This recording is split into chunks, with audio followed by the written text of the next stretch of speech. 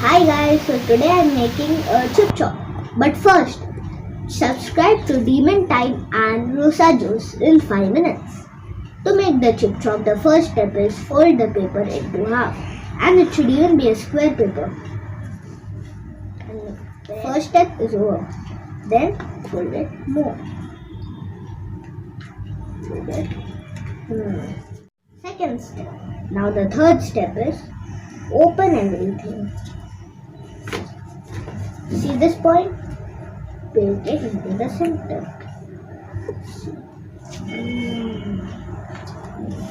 This point, put it into the center.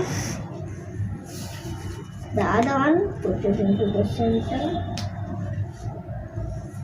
And the other one, you can put it into the center. Now fold it back. Put this strip here, this strip over here, this strip same in the middle, and this strip also in the middle. And now guys, fold it behind again.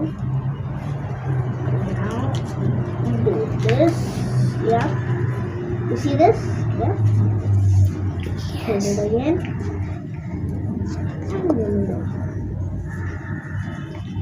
and you'll end up with your chip chop.